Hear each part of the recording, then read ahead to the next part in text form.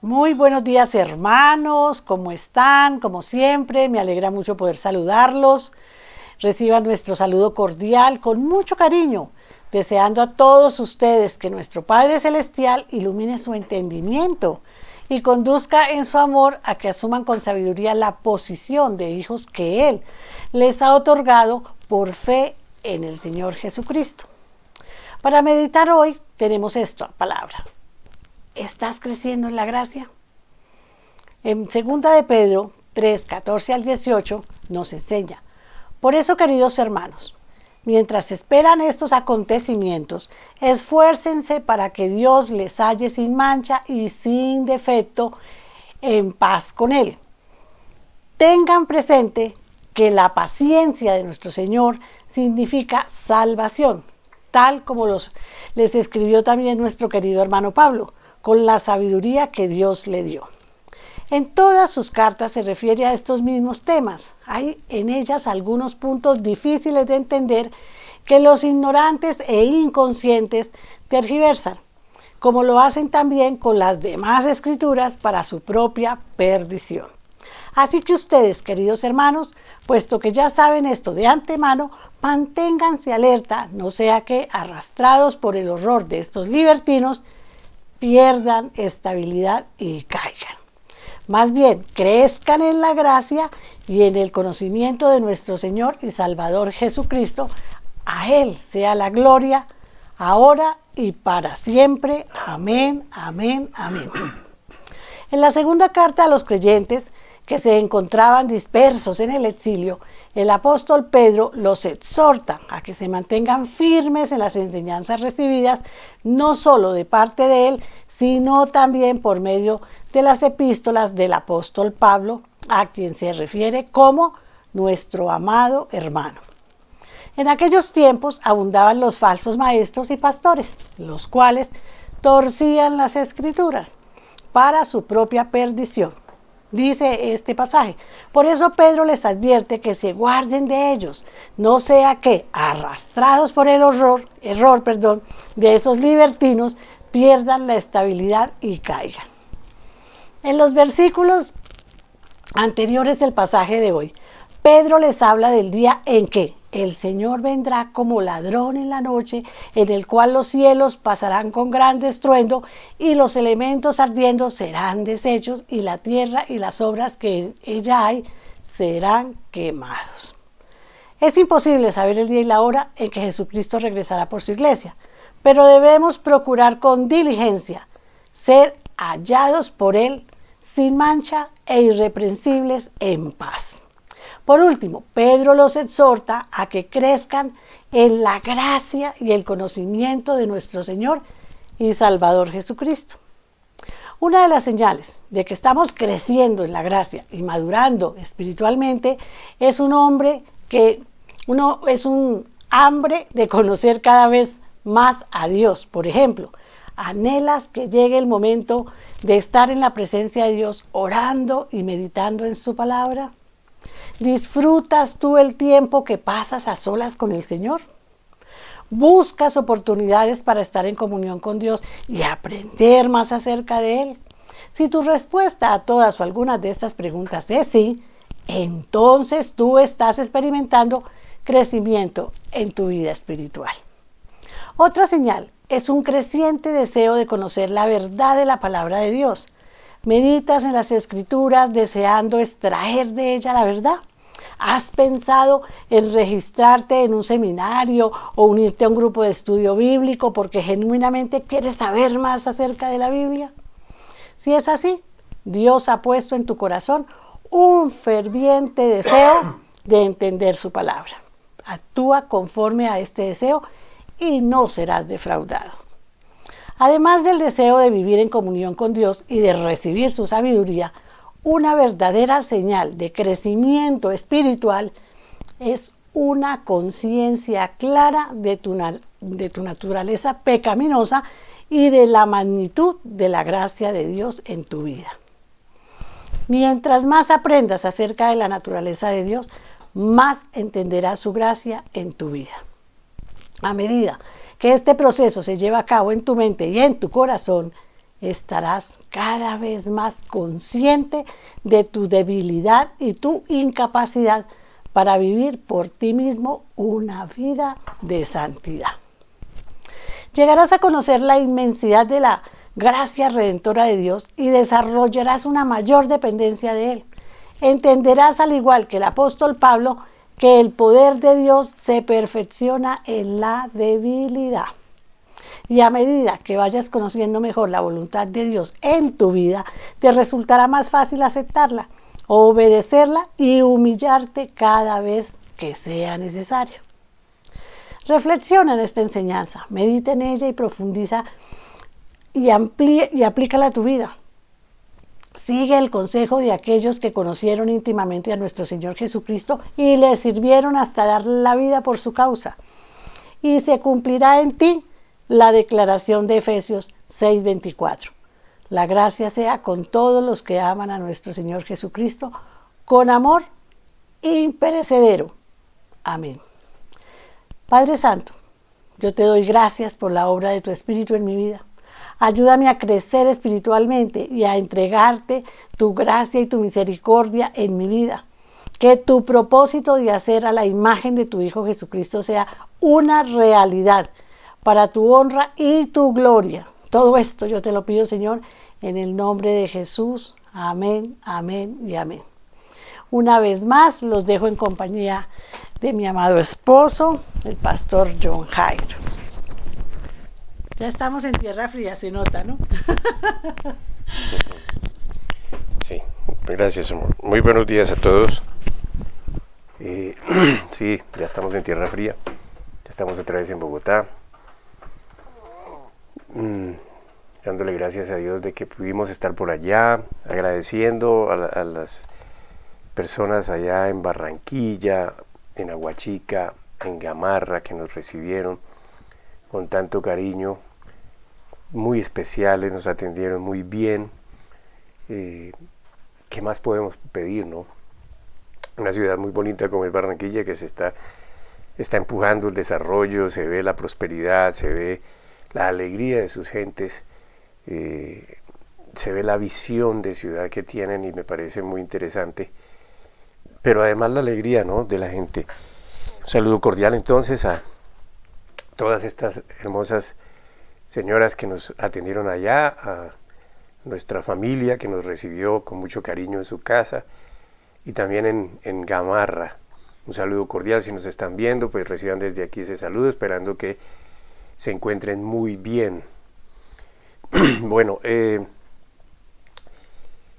yo creo que tenemos que entrar en un énfasis muy importante, perdón, estoy un poquitico afónico, muy importante sobre lo que hemos estado estudiando los últimos domingos, y sé que ha sido una palabra difícil en cuanto a al rigor de la palabra, ¿sí?, que es confrontativa.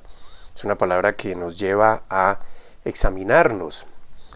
Y es importante que sigamos en esa línea porque la iglesia tiene que despertar. Usted, mi hermano, que si es creyente, si usted ha sido honesto con usted mismo, si ha entendido lo que hemos expuesto estos domingos, pues ha empezado a revisar su creencia, su fe, en dónde la tiene, en qué está, ¿sí? Y porque es importante. Estos tiempos se están caracterizando por el desánimo, y me refiero al ámbito cristiano.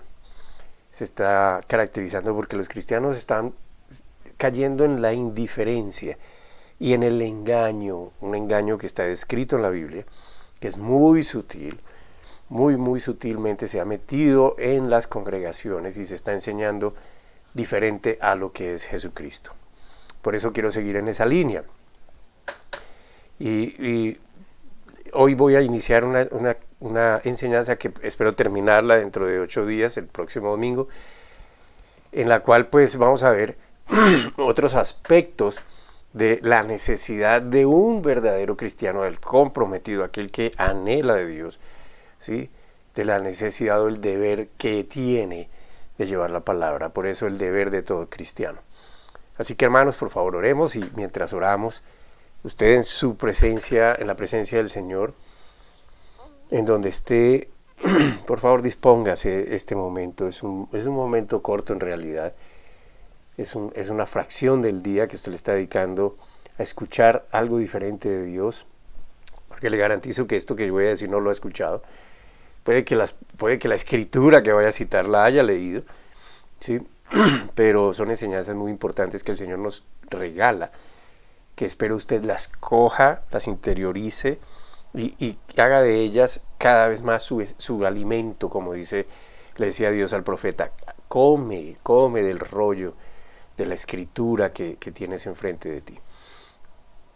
Y le pido que oremos, por favor, y mientras ora, pues despójese de cualquier entretención.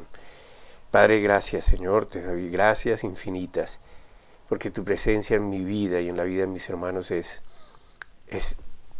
garantizada, es una realidad, porque lo podemos ver, porque lo podemos notar, Señor, y hasta lo podemos sentir. Lo que tú prometes, tú lo cumples, tú lo das. Somos ahora objeto de tu bendición permanente, Señor. Somos ahora, Señor, merecedores, porque nos hiciste merecedores de esa posición real de hijos. Te damos gracias, Señor, por revelarnos también toda esta verdad, por enseñarnos, Señor, lo que has deseado siempre para la humanidad, no solo para un grupo selecto de personas, sino para todos, porque diste la vida por todos, Padre mío. Y resucitaste venciendo en la cruz al maligno, venciendo el error, el engaño, dando, Señor, sabiduría a aquellos que hemos creído en lo que tú hiciste en la cruz. Padre, por eso te pido hoy, ilumina el entendimiento de cada persona que escuche hoy o más tarde esta enseñanza, en el poderoso nombre de nuestro Señor Jesucristo y todo lo que Él representa. Amén. Amén. Entonces, como les decía, la enseñanza de hoy, luego de estar precedida por una corta serie donde por medio de la revelación de la palabra de Dios pudimos establecer la diferencia entre ser y no ser, entre parecer y ser un verdadero creyente, invitando a todos a un autoexamen concienzudo sobre lo que realmente creen, en dónde está ubicada su fe y cuál es su verdadera esperanza, en qué están concentrados esperando, qué es lo que los sostiene, qué es lo que los alienta a seguir adelante. Realice ese examen, hermano, ¿sí? No con el ánimo de condenar a nadie, sino más bien de reubicarnos, de ponernos en el camino que es. Porque la falsa enseñanza también está abundando en las congregaciones cristianas. Y hoy es muy fácil escuchar cualquier falsa enseñanza, porque tenemos muchas formas de adquirirlas, por medio de las redes sociales, por medio de las plataformas del internet, etc. Y esta falsa enseñanza se caracteriza porque está conduciendo a las personas a pensar que todo está bien, que no hay mayor esfuerzo que hacer porque ya todo está asegurado. Y donde se invita a las personas a enfocarse en lo que no es, como las riquezas, el poder del mundo que el mundo ofrece, y básicamente y muy sutilmente, de la manera en que actúa el engañador y padre de la mentira, va sacando a Jesucristo y todo lo que Él significa de la ecuación. La Biblia, toda, desde el Génesis hasta el libro de la Revelación o Apocalipsis, conduce a las personas a Jesucristo. ¿Sí? Ella es toda cristocéntrica. Su obra redentora, la liberadora, esa obra transformadora, esa obra poderosa de renovación de todo lo que conocemos y que no se ve, y además del destino final de toda la humanidad por su causa, pero nos enseña qué es lo que Él ha hecho por nosotros y qué es lo que Él, donde nos ha colocado solamente por fe en Él, en lo que Él hizo. Entonces es esa revelación, todo su plan, cómo lo ejecutó, en qué consiste, ¿sí? ¿Qué cayó por ese plan que fue Satanás, la muerte, el pecado? Y qué logró para nosotros la humanidad.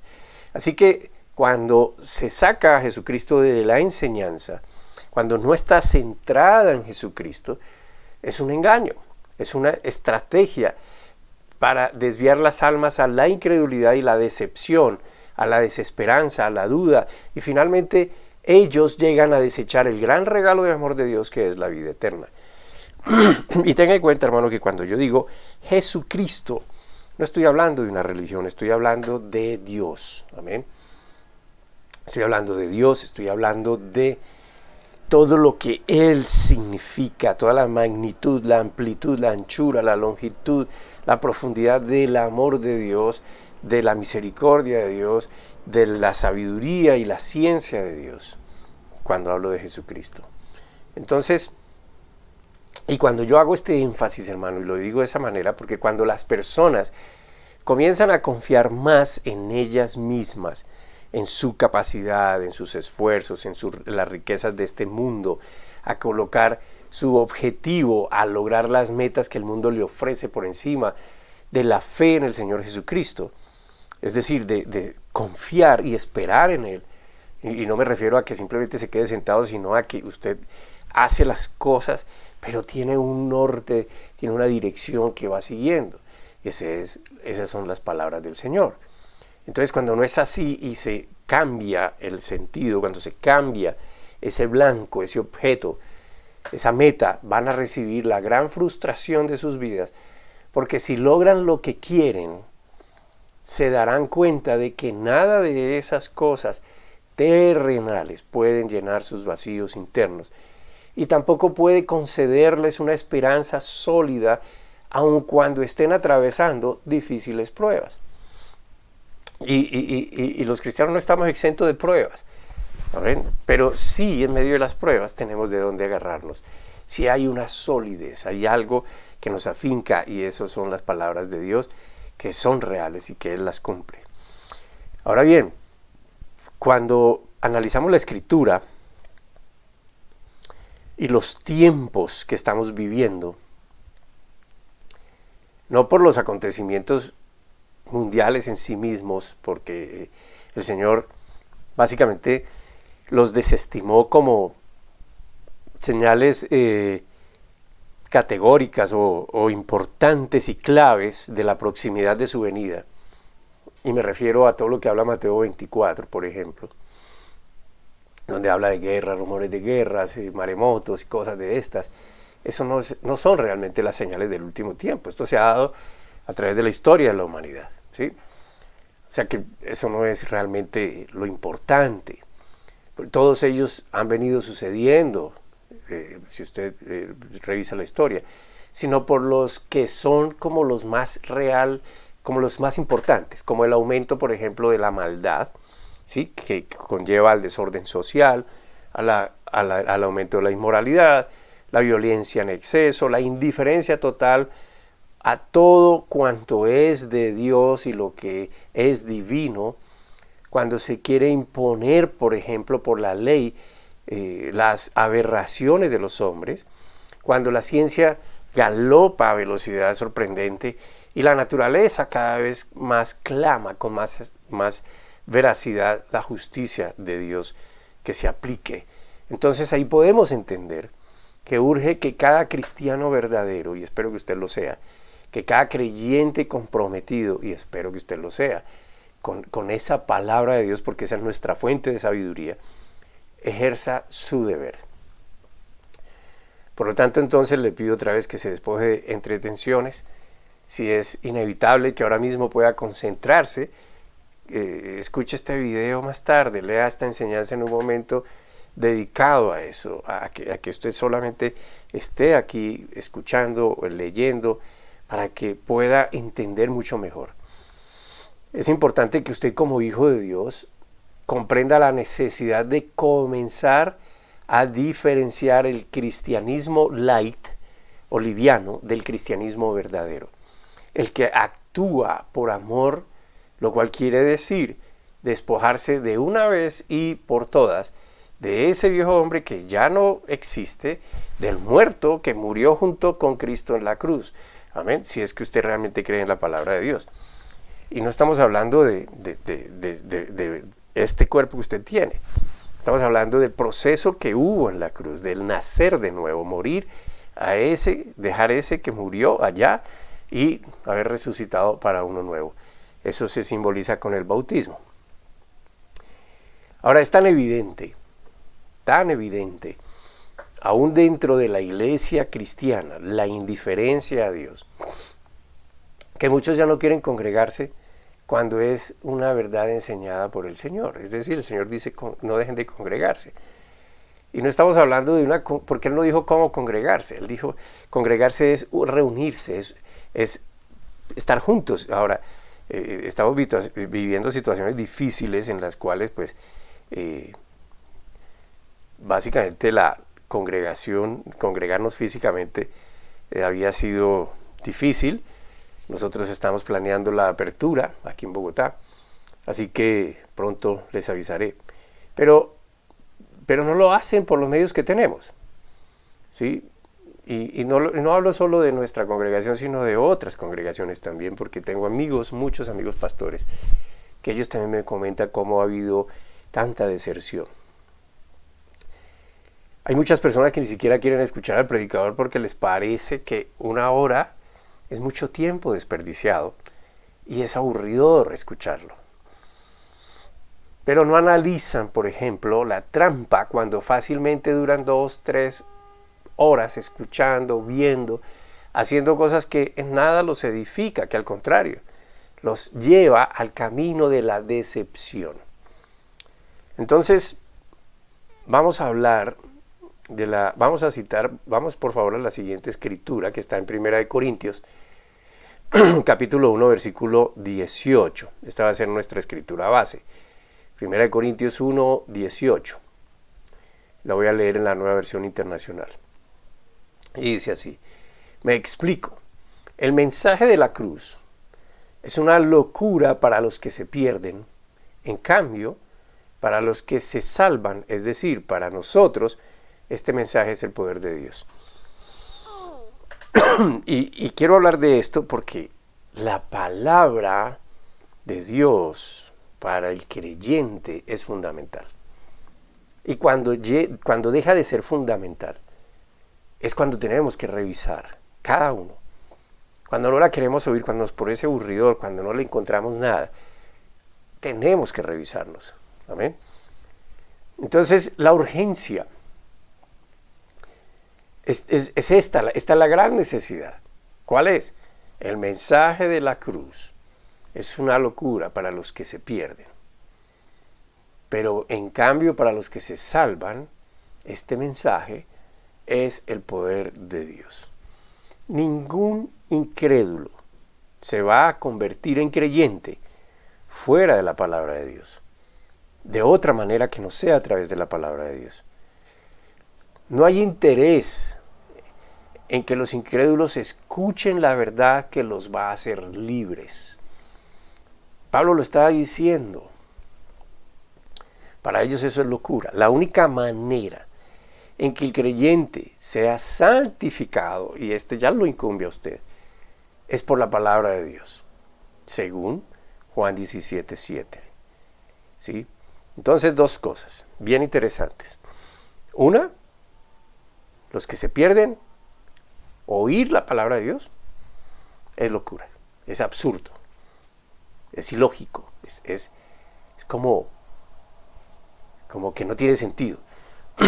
Ahora, la contraparte, para el que es salvo, es decir, el que tiene fe en Jesucristo, este mensaje es el poder de Dios.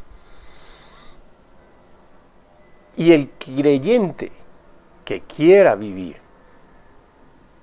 en santidad, es decir, conectado a esa naturaleza divina de Dios, debe hacerlo por la palabra de Dios.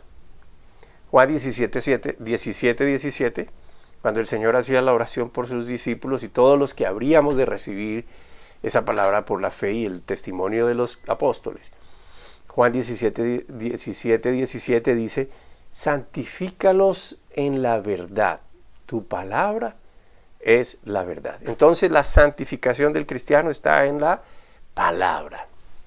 Entendemos que el mundo no recibe la escritura. Es obvio. También entendemos que la obra de Dios para salvar a la humanidad es que ellos conozcan lo que hizo Jesucristo, por la cual la predicación de la palabra de Dios es el instrumento usado por el Espíritu Santo para que ellos conozcan. Entonces es importante entender el contraste en cómo ven los incrédulos la palabra de Dios con respecto al creyente. Para los creyentes, como dice Pablo, la Biblia es poder de salvación. Como dice el salmista, es el tesoro más grande jamás provisto. Vamos por allá al Salmo 19 y leamos del 9 al 11 para oír estas cosas. Salmo 19, 9 al 11. Dice, el temor del Señor es puro, permanece para siempre. Las sentencias del Señor son verdaderas, todas ellas son justas. Son más deseables que el oro, más que mucho oro refinado, son más dulces que la miel que destila del panal. Por ellas queda advertido tu siervo, quien las obedece, recibe una gran recompensa. El salmista está describiendo lo que es la palabra de Dios para él. ¿Amén? Y la disfruta, y la goza, la saborea, es algo especial. No se consigue en cualquier esquina. David dice en el Salmo 119, 97, cuánto amo yo tu ley, todo el día medito en ella. Y si usted sigue leyendo, usted se da cuenta la razón de esta verdad para David. Por otro lado, Pablo advierte sobre el amor de la verdad contra el efecto de la mentira. En segunda carta a los Tesalonicenses, capítulo 2, versículo 10. Segunda de Tesalonicenses 2:10. Con toda perversidad engañará a los que se pierden por haberse negado a amar la verdad y así ser salvos. Pablo está haciendo una diferencia entre lo que es la mentira y lo que es la verdad de Dios y cómo llegar a esa verdad de Dios. Amén. Es por amor a Él, porque se entiende, porque sabe, allí se describe, se revela el amor de Dios hacia la humanidad y usted llega a amarla. Juan, por el otro lado, habla del amor de la palabra de Dios. Juan 14:15. Si ustedes me aman, obedecerán mis mandamientos. Mis mandamientos, la ley de Dios, la palabra de Dios es lo mismo. Amén. No se refiere exactamente a normas, reglas. En el Salmo 48 dice el salmista, me agrada, Dios mío, hacer tu voluntad, tu ley la llevo dentro de mí. Cuando usted, y vamos a encontrar muchas más escrituras si usted quiere, y le puedo dar una más entre muchas, por ejemplo, 1 de Pedro capítulo 2, versículo 2, deseen con ansias la leche pura de la palabra como niños recién nacidos. Así por medio de ella crecerán en su salvación. ¿Qué es lo que necesita un niño recién nacido? Única y exclusivamente leche. Leche. Entonces, fíjese, si usted analiza estas escrituras, lo que está hablando es de aquellos que entendieron la palabra de Dios, entendieron lo que Dios les decía, lo que Dios planeaba, lo que Dios quería con ellos y llegaron a amarla, a desearla, a tenerla como esencia, como algo esencial para sus vidas. Entonces todo esto indica una característica más para el verdadero creyente. Entiende él la importancia vital que es la palabra de Dios para su vida, la abraza, la ama, es imprescindible para su existencia diaria, para su existencia total. Ahora, a manera de contraste, podemos analizar la siguiente escritura para comprender mejor la otra parte, aquella que no quiere oír, la que no quiere escuchar. ¿Y por qué quiero hacer este contraste, hermano? Como le dije al principio, hemos venido revelando algo poderoso, y es que aún los cristianos pueden estar siendo engañados o autoengañados, ¿sí? Creyendo que simplemente es cumplir ciertas normas y listo, o ciertas conductas y listo. Y no es así, no es así. Amén. Entonces, ¿qué pasa con el que no quiere escuchar? ¿Y escuchar qué? La palabra de Dios. ¿Qué pasa con él? ¿Sí? Y usted puede ser uno de ellos. Juan 8, 42, 43. Juan 8, 42, 43. Si Dios fuera su Padre, les contestó Jesús, ustedes me amarían, porque yo he venido de Dios y aquí me tienen. No he venido por mi propia cuenta, sino que Él me envió. ¿Por qué no entienden mi modo de hablar? Porque no pueden aceptar mi palabra. Ojalá usted le hiciera énfasis a eso, porque no pueden aceptar mi palabra. Entonces ya vemos dos cosas, ya vemos la gran diferencia, el creyente y el que no cree. El creyente ama la palabra, anhela la palabra, desea la palabra, sus vidas giran en torno a la palabra, y la palabra no es un libro simplemente, la palabra es la voluntad de Dios, es el plan de Dios, es el deseo de Dios, es el pensar de Dios sobre nosotros, es lo que Él quiere para nosotros. Amén. Por el contrario, los incrédulos no pueden oírla, no pueden aceptarla, no pueden entenderla. ¿Y por qué? Por una sencilla razón. Siga leyendo en el versículo 44. Ustedes son de su padre el diablo, cuyos deseos quieren cumplir. ¡Wow! Palabra dura.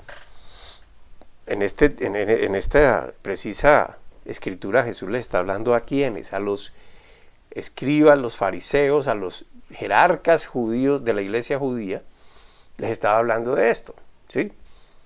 Ellos tenían la característica de conocer el Viejo Testamento, la ley, los profetas, los salmos, los proverbios, los 5 primeros libros escritos por Moisés, amén. La dominaban, ellos se la sabían, la transmitían de generación en generación, se la enseñaban a los demás, pero por dentro estaban vacíos. O sea, era una apariencia de religión. Entonces ellos perseguían, ellos proclamaban la palabra de Dios, y recuerden de que eso hablamos hace 8 días, ellos proclamaban la palabra de Dios, pretendían ser, pero perseguían lo que el mundo les ofrecía. Y eso es exactamente lo que Satanás quiere. Satanás quiere que nadie quiera la palabra de Dios, destruyéndolos con los engaños que ha diseñado en el mundo, llevándolos a creer que es mucho más importante lo que hay en el mundo, aferrarse a esos placeres, buscar esos tesoros que son pasajeros y no lo eterno. Porque Él, desde el principio, ha sido un asesino y no se mantiene en la verdad, porque no hay verdad en Él. Cuando miente, expresa su propia naturaleza, porque es un mentiroso. Él es el padre de la mentira. ¿Sí? Continuando con el versículo 44. Entonces, cuando miramos esta palabra así, de frente, nos debe conducir a pensar en lo que realmente estamos creyendo y haciendo. Nos damos cuenta que ser creyente no es solo profesar o saber intelectualmente la palabra de Dios, sino un estilo de vida que es absolutamente dependiente de Dios. Y esto va lográndose en la medida en que cogemos la palabra de Dios y la procesamos, nos nutre, nos enseña a cómo vivir y a cómo dejar lo que realmente no es de nosotros. Amén. Y eso no se llama religión, eso se llama relación. Ahora el mundo nos invita a ocuparnos de lo que Dios quiere darnos por añadidura. Nos dice que debemos buscar la añadidura, causando una mente confundida, aun cuando sabe la Escritura. Me refiero a Mateo 6. ¿Sí? El mundo nos dice, usted tiene que buscar la riqueza de este mundo, la fama de este mundo, el reconocimiento de este mundo, tiene que buscar el éxito de este mundo. Todo eso es efímero, todo eso es pasajero, todo eso simplemente es como una competencia sin fin que nos proporciona amarguras, enfermedades, estrés, individualismo, egoísmo, divisiones, contiendas, peleas, rivalidades, murmuraciones, chismes, infidelidades, vicios, etcétera, etcétera, etcétera. Entonces el mundo nos enseña eso y de manera inconsciente, cuando seguimos esas cosas, estamos simplemente apartándonos del deseo de Dios. ¿Y cuál es el deseo de Dios? Si usted me quiere conocer, si usted entiende lo que yo soy, lo que yo quiero para usted, yo me encargo de darle lo que usted necesita, que es totalmente opuesto a lo que el mundo quiere darle. Amén. No solamente la parte espiritual, sino lo material. y no como el mundo lo enseña, sino como Él sabe que nos debe dar. Amén. Nos da suficiente. Es más, nos da para bendecir a otros. Amén. Entonces, y el mundo no enseña que usted bendiga a otros, el mundo enseña que usted acapare. Entonces Dios espera más, mucho, mucho más de usted, hermano mío, y eso es aprender a confiar en lo que usted mismo profesa. Es aprender a esperar en lo que usted mismo dice creer. Amén. Dios espera que usted use él o los dones que le ha concedido por amor, mientras Él se ocupa de satisfacer sus necesidades espirituales, sus necesidades emocionales y sus necesidades físicas. No interrumpa ese proceso buscando los tesoros del mundo. No se ocupe de lo que Él quiere darle, porque Él se lo quiere dar. Ocúpese de entender qué es lo que Dios quiere con usted. Por eso la exhortación sigue ahí mismo en la escritura que les dije al principio, que es 1 Corintios, en el capítulo 8, pero ahora vamos a leer en el versículo 45. Y sin embargo, a mí, que les digo la verdad, no me creen. Entonces Jesús les está haciendo claridad. Ustedes confían más en ustedes mismos, en su sabiduría, que en lo que yo les digo. ¿Qué es creer? Creer no es mencionarlo, no es profesarlo, no es recitarlo, no es guardar toda esta información bíblica ahí.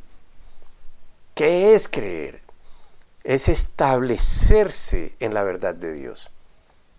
Si Dios lo dice, yo lo creo. Y si yo lo creo, Dios lo hace. Es llegar a esa dependencia absoluta. El Hijo dependiendo del Padre. Usted ha sido dotado con un don para pastorear. Úselo. Y espere en Él, sabiendo que Dios es quien añade a la iglesia quien ha de ser salvo. No es usted.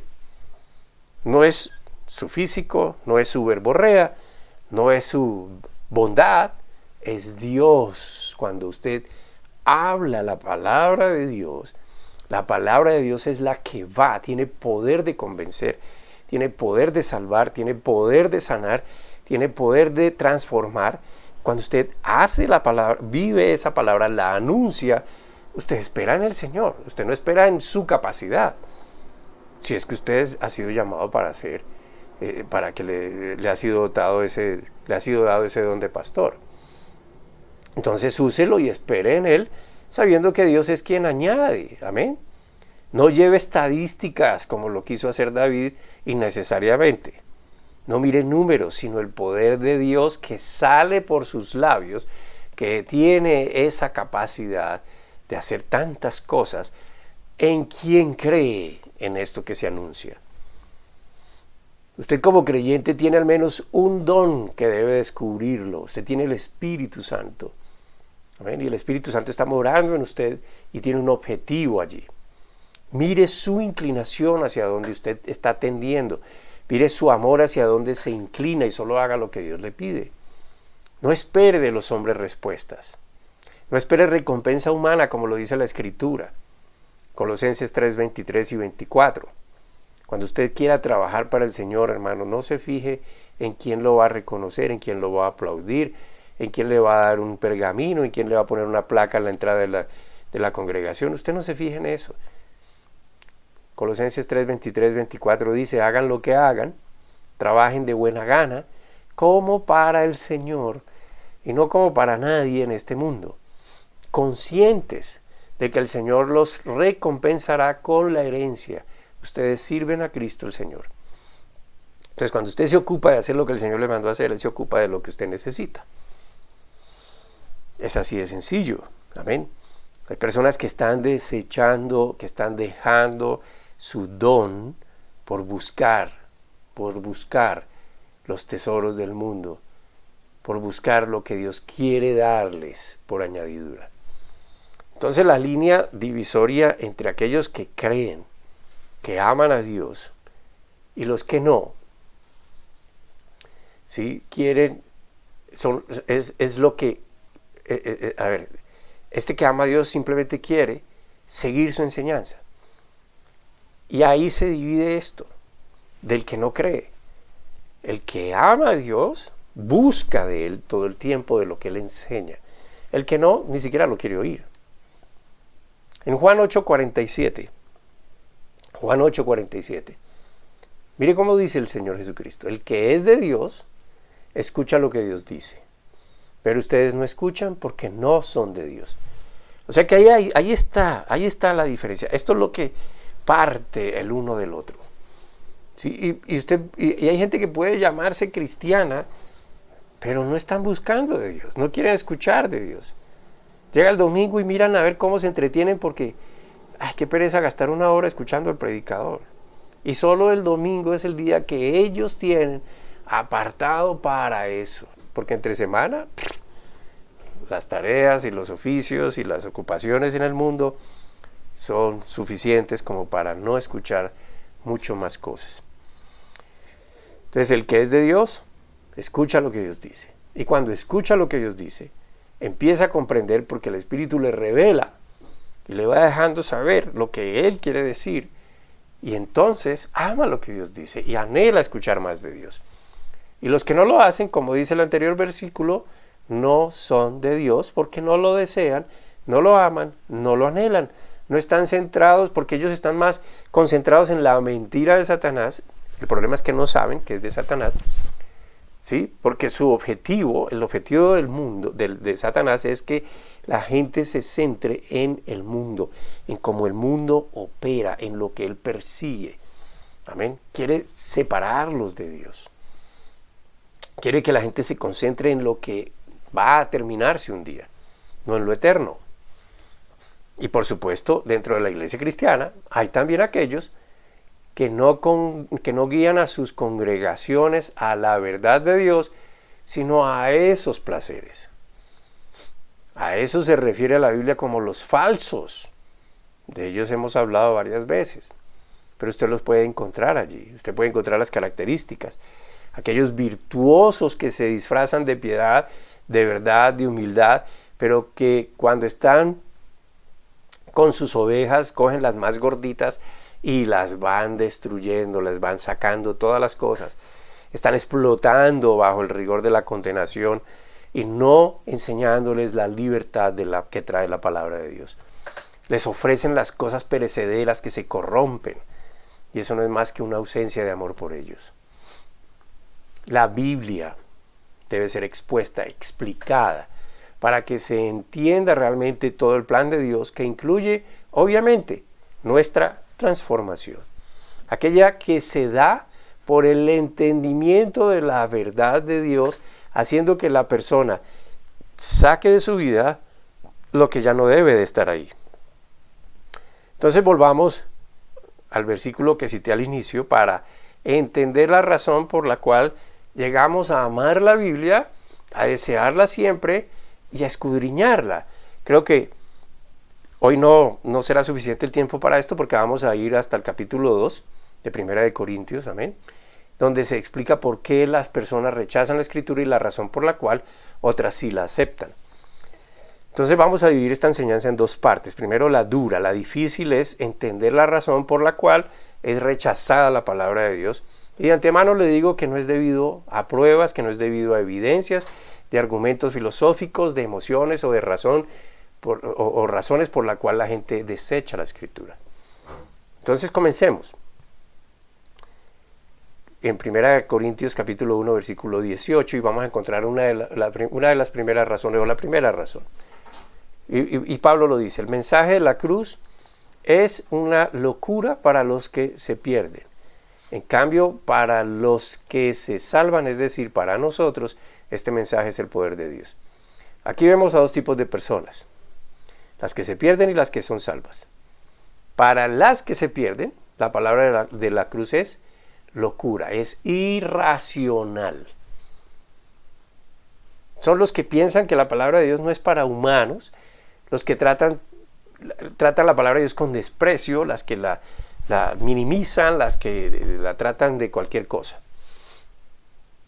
Ellos inclusive son los que llegan a perseguir a quien predica la palabra de Dios, porque les parece absurda, les choca oírla y van contra ella y quien la enseña.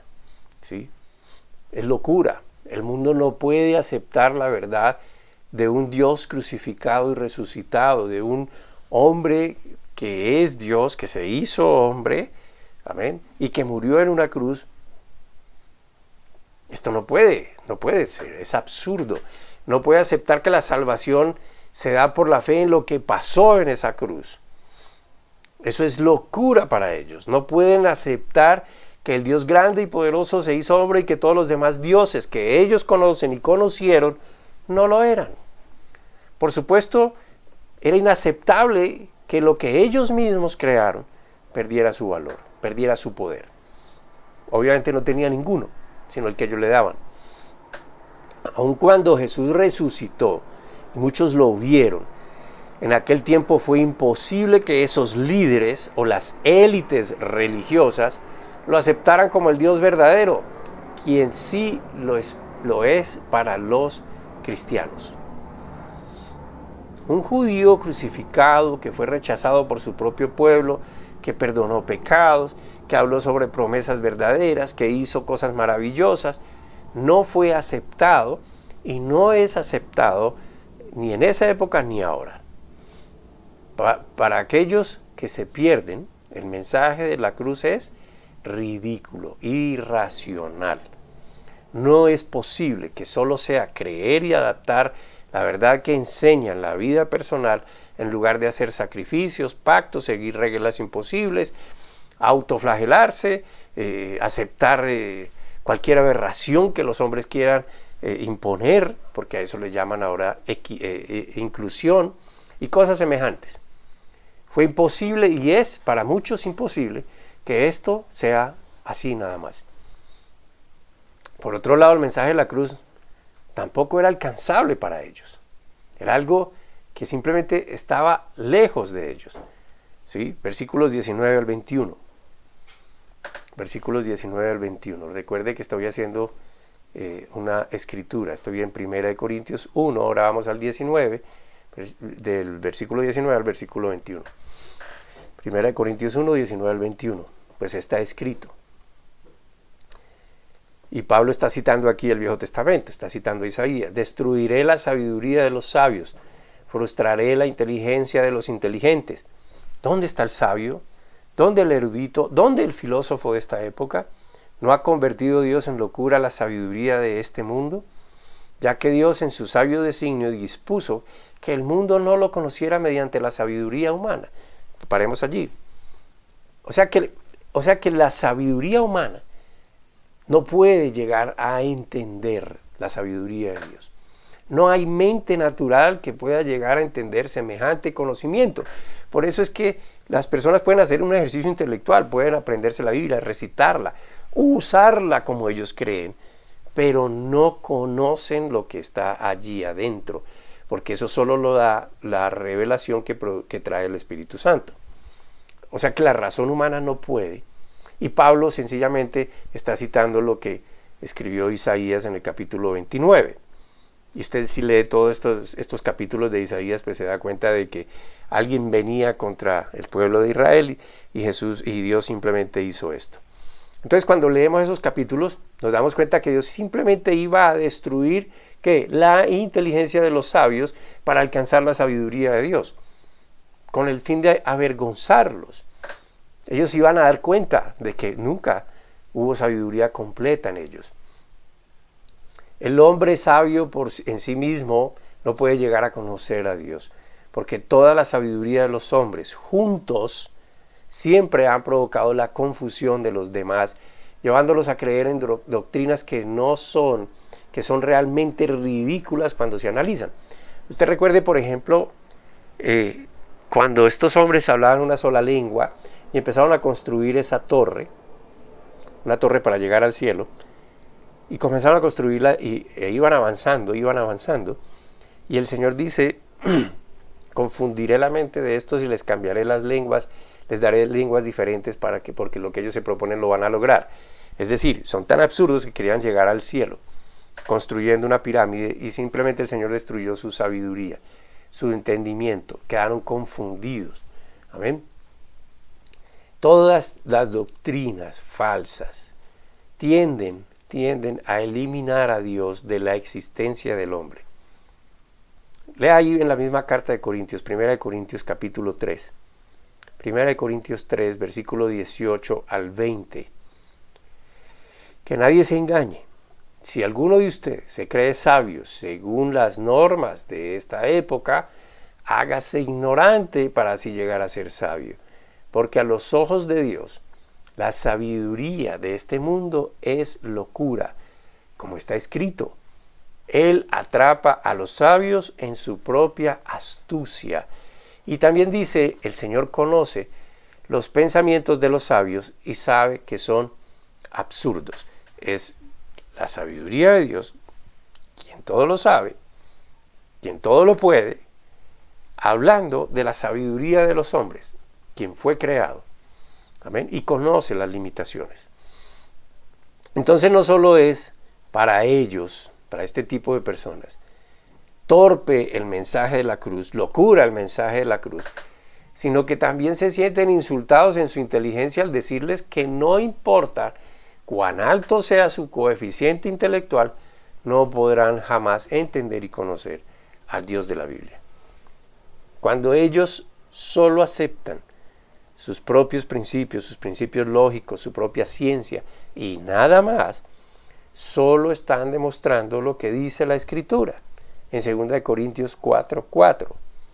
2 Corintios 4:4. El Dios de este mundo ha cegado la mente de estos incrédulos para que no vean la luz del glorioso evangelio de Cristo, el cual es la imagen de Dios.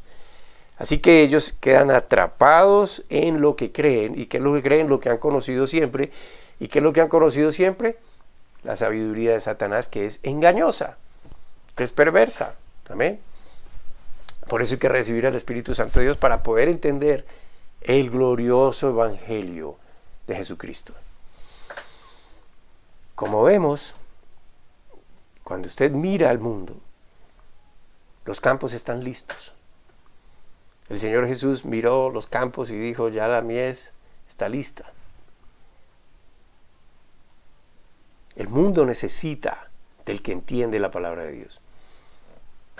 Pero por supuesto, hermano, si usted realmente es un creyente en compromiso con Dios, ¿sí?